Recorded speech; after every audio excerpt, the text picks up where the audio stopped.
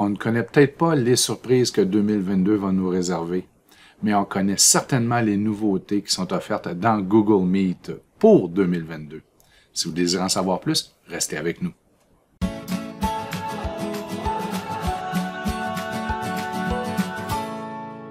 Allons-y avec un tour rapide de Google Meet, mais auparavant, voici la démonstration. Je ne gagnerai pas le score de la meilleure caméra, je vous le dis tout de suite. Je vais utiliser un portable ici avec mon compte enseignant pour faire la démonstration de la vue de l'enseignant, avec un ou deux écrans. On vous rappelle que lorsque vous faites de la visio, un écran, ça fonctionne, mais deux écrans en mode étendu, c'est bien mieux. Donc, ce n'est pas obligatoire, mais ça vous permet de pouvoir avoir le visage de vos élèves sur un écran et partager un autre écran à vos élèves. Je vais aussi utiliser un iPad, un appareil mobile avec un élève, un Chromebook ainsi qu'un ordinateur portable. Donc, pour simuler 3 élèves et on peut voir comment ça fonctionne. Donc, allons-y. Ne perdons pas plus de temps. Allons-y. Donc, pour démarrer votre rencontre à partir de Classroom, on clique sur « Participer ». Mais là, je vais faire quelque chose. Je vais faire entrer les élèves en premier. Donc, élèves pour se rendre à Classroom. Ici, pour sur un Chromebook pour se rendre à Classroom. On pèse là. Et sur un portable pour se rendre à Classroom. On vient sur le lanceur d'application. Et on choisit Classroom. Donc, les élèves pour se rendre à votre rencontre Google Meet se rendent à l'intérieur du Classroom. Et là, pèse sur la caméra. Participer, ou ici, participer. La première fois, on va vous demander d'autoriser pour la caméra, bien sûr, et le microphone. Et ils vont faire participer à la réunion. Même chose ici, autoriser, autoriser. On participe à la réunion. Et ici, là, on va éteindre les microphones parce qu'on va avoir énormément d'écho. Il n'est pas tactile, désolé. On va s'assurer qu'il n'y a pas de son. Le son est désactivé ici. Parce que lorsqu'on a plusieurs appareils dans la même pièce, et se joindre. Donc voici, là, on vient de brancher les 3 élèves à la rencontre. L'enseignant n'est toujours pas rendu. Et ce qui se passe, c'est que la porte du local est barrée. L'enseignant n'est toujours pas sur place. Donc, ils attendent. C'est comme s'ils attendaient dans le corridor que vous arriviez. Et là, maintenant, l'enseignant arrive, débarre la porte. Donc, on ouvre la rencontre. Moi aussi, je vais désactiver mon microphone. Regardez ce qui se passe. Et voilà. La rencontre est démarrée sur tous les appareils. Donc, l'enseignant a le contrôle de sa pièce et vous n'avez pas à faire la course avec vos élèves pour savoir qui va arriver en premier. Donc, allons-y maintenant pour les fonctionnalités de Google Meet. Google Meet, au début de la pandémie, avait moins de 2 mois d'existence. Maintenant, il en a plus de 2 ans. Donc, oui, il a vraiment progressé, il a maturé comme produit. Donc, l'interface est sensiblement la même à celle que vous avez connue au cours de la dernière année. Vous avez les boutons d'action ici en bas. Donc, le contrôle de votre microphone, on-off. Là, j'espère qu'il n'y aura pas trop d'impact sur l'enregistrement, mais il est possible. Si le son n'est pas parfait, pardonnez-moi. Donc, vous avez aussi la possibilité de désactiver votre caméra, d'activer les sous-titres. Donc, c'est une fonctionnalité, hein, si on choisit français, où vous pouvez d'activer les sous-titres et il y aura automatiquement un verbatim de créer avec tout ce qui aura été dit lors de la rencontre. Donc, là, pour une raison quelconque, on ne les voit pas apparaître à l'écran, mais habituellement, on les voit très bien apparaître à l'écran. Donc, je vais désactiver. Ensuite, fonctionnalité de lever la main. Donc, vous-même, vous pouvez lever la main. Partager l'écran. On va y revenir. Les 3 points. Donc, il y a quand même plusieurs choses qui sont dans les 3 points. D'accord? Pour raccrocher, pour terminer l'appel, donc vous aurez le choix de soit quitter l'appel et laisser vos élèves là pour qu'ils puissent socialiser, faire une espèce de cours de récréation, ou encore vous pourrez mettre fin à l'appel, on va voir ça à la fin. Et vous avez ici les boutons d'action, donc les boutons que vous avez en tant qu'organisateur. Les élèves aussi en ont, mais ils en ont moins. D'accord? Donc, et sur chacune des vignettes, des commandes que vous pouvez appliquer à la personne en question. Donc, par exemple, sur élève CS2, on pourrait épingler l'élève, mais lorsque j'épingle l'élève, il faut comprendre que je l'épingle moi à mon écran. Donc, si moi je veux porter une attention particulière à cet élève-là, je peux le faire, mais ça ne change rien aux écrans des élèves. Donc, regardez, si j'enlève l'épinglage, ça ne change absolument rien. Par contre, les élèves peuvent faire la même chose. Attendez, eux aussi peuvent épingler. Donc, même chose ici. On pourrait épingler. Donc, les élèves ont la même opportunité, peuvent épingler quelqu'un ou un partage d'écran. Donc, on reviendra pas plus tard. Là, je ne vais pas perdre de temps ici. OK? Donc, vous avez la fonctionnalité d'épingler, de couper le micro à une personne. En ce moment, tous les micros sont à off. Et vous pouvez même sortir une personne de votre rencontre. Mais rappelez-vous que si vous le faites, la personne sera exclue pour une période de 24 heures. Et idéalement, vous devrez réinitialiser un nouveau code dans Classroom. Donc, pour permettre à cette personne-là de revenir. Donc, vous avez ici les principales fonctionnalités de l'interface de base. Si un microphone est ouvert, vous allez le voir ici, vous allez voir les petites lignes qui seront actives. D'ailleurs, on pourrait le faire. Donc voici, j'ai le microphone est en fonction ici. On va arrêter ça pour éviter l'écho, d'accord, l'effet de Larsen. Vous avez maintenant dans les endroits où il y a beaucoup de fonctionnalités, le fameux partage d'écran. Donc, 3 choix. Vous pouvez partager l'intégralité de l'écran. Ça, c'est définitivement la façon la plus simple de partager son écran. Donc, je vais encore là prendre la caméra. Vous pouvez voir. On a des partages d'écran que je pourrais épingler pour voir en gros.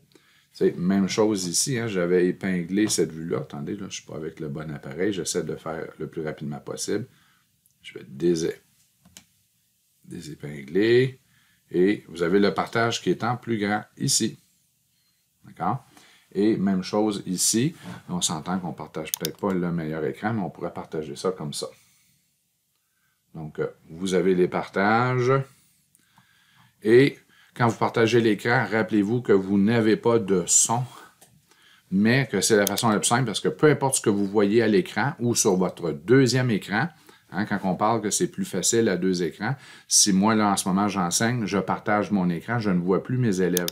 Par contre, si j'utilise un deuxième écran, je peux continuer à voir mes élèves et partager mon écran. D'ailleurs, je vais ignorer l'avertissement, je pourrais même dire, en réalité, là, j'amènerais mes élèves ici et mon partage d'écran ici, puisque j'avais partagé cet écran-là. Regardez bien ce que ça donne. J'ai ici mon partage d'écran qui prend à peu près le 3/4 de la place. Et mes élèves qui, finalement, je ne vois plus tous mes élèves. Et ça, je peux, moi, en tant que présentateur, enlever l'épinglage et continuer à voir tous mes élèves sur le second écran en même temps que je partage ici. Donc, auparavant, là, ça prenait énormément de place, mais si vous avez 25 élèves, vous allez continuer à avoir vos 25 élèves sur l'écran et uniquement une des tuiles sera votre partage d'écran pour vous rappeler que vous êtes en partage d'écran. Et ici, vous avez votre partage d'écran. Et voilà. Dans la démonstration, ça fonctionne. Donc, c'était la première façon de partager son écran. Donc, je reviens ici. Je mets fin au partage, à la présentation. Deuxième façon, c'est de partager une fenêtre. Là non plus, il n'y aura pas de son. Troisième, c'est un onglet. Donc, vous pourriez tout simplement choisir un onglet. Et là, vous avez l'option de partager le son. Et on vous l'indique ici en haut de l'onglet. Donc, sur les appareils mobiles, par exemple, vous n'avez que l'onglet. On ne voit pas la barre au haut de l'écran. Okay? Ce n'est que le contenu de l'onglet. Et si je change d'onglet, j'ai oublié que je ne partageais que l'onglet. Regardez, ici, on me le dit. Voulez-vous partager cet onglet à la place? Parce que, puisque je ne partageais que l'onglet du portail pédagogique, même si je change, Ça ne change rien à l'écran des élèves. Par contre, Meet va me proposer de changer le partage, ce qu'il a fait. Si je reviens au portail pédagogique, regardez, en cliquant sur « Partager » cet onglet à la place, je reviens. Donc, ce sont des possibilités que vous avez. Donc, pour avoir du son, pour une présentation d'une vidéo, bien que présenter une vidéo en capture d'écran, ce n'est vraiment pas l'idéal. En réalité, c'est la pire des circonstances ou la pire des situations que vous pouvez utiliser ou rencontrer. Mais des fois, c'est la seule avenue possible. Donc, on fait avec, comme on dit. Donc, je mets fin au partage. Je reviens à Google Meet. Voilà. Donc, on vient de faire l'onglet « Partage ». Maintenant, allons-y pour les 3 points. On peut diffuser avec un Chromecast sur un téléviseur. Oui, c'est possible. Utiliser un tableau blanc, on va y revenir. Enregistrer la réunion. Modifier la mise en page, on le laisse en automatique. Ça fonctionne très bien. Quitte à monter le nombre de vignettes. Donc, si jamais vous avez 20 élèves et que vous n'envoyez que 15 ou 16, à ce moment-là, ce que vous pouvez faire, c'est cliquer sur les 3 points, modifier la mise en page et venir augmenter le nombre limite de participants. Et de toute façon, comme vous pouvez voir, nous ne sommes que 4, donc il y a 4 tuiles. Il va s'adapter automatiquement. Le mode plein écran, qui est toujours bien pratique, et on peut le faire aussi avec la touche F11 sur un ordinateur. F11, on passe de mode plein écran au mode normal d'affichage. Donc pour vous, ça vous donne plus d'espace pour travailler aussi. On peut le faire dans Google Docs, Slides, sur les sites web, on peut le faire un peu partout, regardez. Si on vient ici dans Classroom, je fais F11, on est maintenant en mode plein écran. Et ça, cette touche-là fonctionne sur Mac, c'est une combinaison différente, là, mais vous avez la même touche. Vous pourriez venir ici et choisir le mode plein écran, c'est la même chose. D'accord? Donc, dans Google Meet, vous avez un raccourci pour le mode plein écran pour éviter enlever des distracteurs. Vous avez aussi changé de caméra. Donc, je viens de changer de caméra. Si j'avais une caméra document, alors je pourrais utiliser ma caméra document pour une démonstration. Donc, je reviens ici. Regardez, c'est pour ma caméra document. On change de caméra avec changer de caméra. Si vous ne voyez pas l'option, elle sera peut-être de retour demain. Hier, j'ai fait une vidéo similaire à celle-ci et je n'avais pas l'option pour une raison quelconque. Appliquer des effets visuels. Vous pouvez mettre votre arrière-plan flou ou encore y ajouter une image. Voilà. Donc, les élèves ont accès à vous pouvez choisir une image qui est proposée par Google ou encore, vous, en tant qu'enseignant, vous pouvez ajouter une image de votre choix. Mais les élèves n'ont pas accès à cette fonctionnalité-là ici. Donc, oui, ils peuvent flouter leur écran. Donc, ça, c'est possible et on le souhaite parce que pas tous les élèves sont à l'aise de recevoir les autres élèves du groupe dans leur maison. Mais ils peuvent ajouter une des images prédéfinies. Ça, c'est possible. Mais ils ne peuvent pas ajouter n'importe quelle image. Donc, c'est une option que les élèves ont, mais qui est limitée. Vous avez les fameux sous-titres que l'on peut activer pour obtenir un verbatim. Bon, quel est l'intérêt? Ensuite, vous avez un dernier bouton qui peut être vraiment intéressant, c'est dépannage et aide. Si jamais vous avez de la difficulté avec vos rencontres, soit que la connexion Internet n'est pas suffisamment rapide, soit que votre connexion Wi-Fi n'est pas suffisamment égale, ou encore votre ordinateur est trop sollicité. Donc, vous pouvez avoir ici des données. Vous pouvez voir ici que pour la visio, en même temps que je procède à un enregistrement de la capsule, je suis à 25 %, donc il n'y a pas de problème. Si vous faites une visio, votre ordinateur est toujours à 75-100 %, il faudrait peut-être vous poser des questions. Et si vous avez des difficultés avec les élèves, il faudrait vérifier leur connexion Internet. Mais ça, c'est une autre capsule. Et paramètres, évidemment, si vous n'avez pas l'option changer de caméra, vous pouvez venir ici pour changer de caméra. Maintenant, dans les fameux boutons que l'on retrouve ici, vous avez les boutons de l'organisateur. Et là, vous allez voir, c'est la beauté de Google Meet, c'est que c'est facile. Les options sont aux mêmes endroits, donc c'est facile à utiliser. C'est la beauté de Meet. On va se le dire, Teams, lorsque vous avez l'application installée, demeure encore l'application numéro 1 pour la visioconférence. Mais pas loin derrière, vous avez Google Meet. Et si vous voulez une plateforme facile, Google Meet est vraiment la plateforme à utiliser. C'est facile pour vous. Facile pour vos élèves. Donc, gestion des organisateurs, vous pouvez activer ou désactiver la gestion des organisateurs, car vous pouvez aussi, lorsque l'on vient dans participant, on va se rendre tantôt, déléguer des pouvoirs à d'autres personnes. Est-ce que vous voulez permettre aux élèves, aux participants de partager leur écran? Vous pouvez désactiver. Utiliser le clavardage, vous pouvez désactiver. Vous pourriez même forcer que tous les micros soient à off. Et voilà.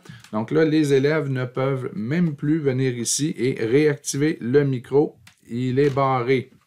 C'est terminé. Et vous pourriez faire la même chose avec la vidéo. Regardez bien. On vient de désactiver les vidéos de tous les élèves.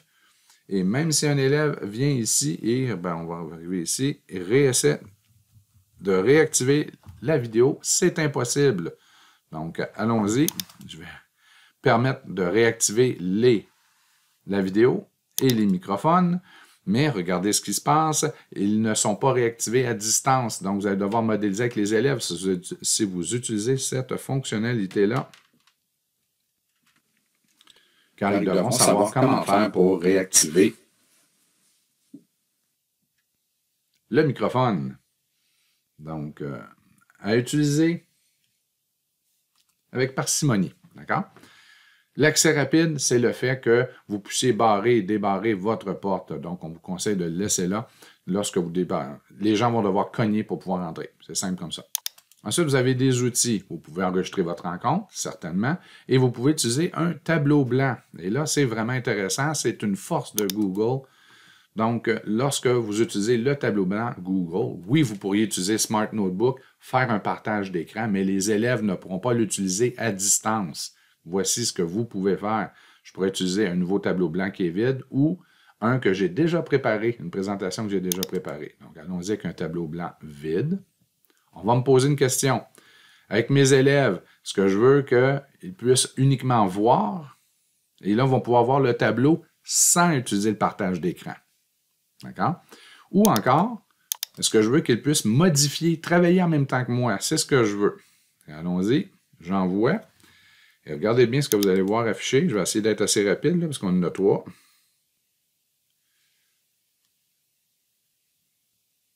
Je vais peut-être pas être assez rapide, là, mais regardez, on va aller dans le clavardage. Pardon, si je ne vise pas. Voyons, on n'est pas tactile, pardon. J'essaie de faire vite. Et là, regardez bien, tous les élèves ont accès au fameux Jamboard.